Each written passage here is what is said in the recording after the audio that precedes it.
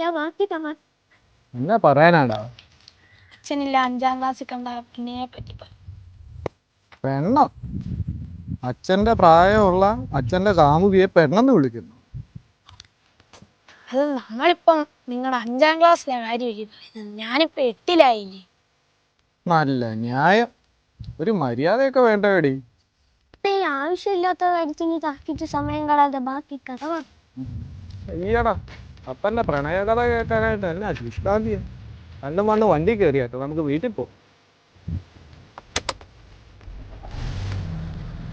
അച്ഛ ബാക്കി കഥ പറഞ്ഞ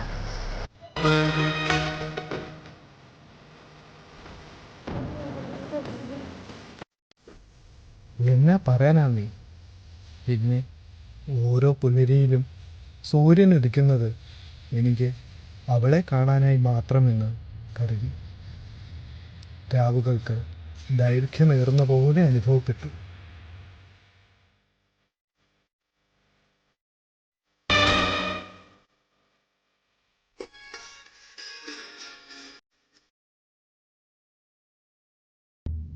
അങ്ങനെ ഒരു തെറ്റിദ്ധാരണയുടെ പുറത്ത് ഞങ്ങൾ തമ്മിൽ പിരിഞ്ഞു.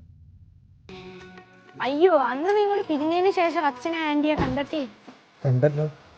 നീണ്ട 20 വർഷങ്ങൾക്ക് ശേഷം അച്ഛൻ്റെ ആ പഴയ കാമുകിയെ കണ്ടു.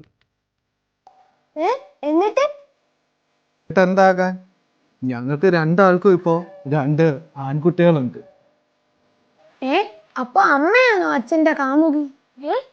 അതിന് അച്ഛനും അമ്മ ഒന്നിച്ചല്ലല്ലോ പഠിച്ചത്. അപ്പൊ അച്ഛൻ ഇത്രയും നേരം തെള്ളുമായിരുന്നല്ലയോ? ഞാൻ പറഞ്ഞത് ഞങ്ങൾ രണ്ടാളും 20 വർഷത്തിന് ശേഷം കണ്ടുമുട്ടിയിരുന്നു. ഞങ്ങൾക്ക് 2 ആൺമക്കൾ വീതം ഉണ്ടെന്നും അല്ലേ. ഇത് നിങ്ങൾ മാത്രമാണെന്ന് ആരാ പറഞ്ഞത്? എൻ്റെ 2 ആൺമക്കളും നിങ്ങളും, അതേപോലെ ഓൾക്ക് ഓളുടെ കെട്ടിയവനും വേറെ 2 ആൺമക്കളും ഉണ്ട്. അല്ലാണ്ട് ഇവളെ പ്രേമിച്ച് കിട്ടിയെന്ന് ആരാ പറഞ്ഞു? ഇവിടെ എങ്ങാണ്ട് ആരാണ്ട് പ്രേമിക്കാൻ പോകും.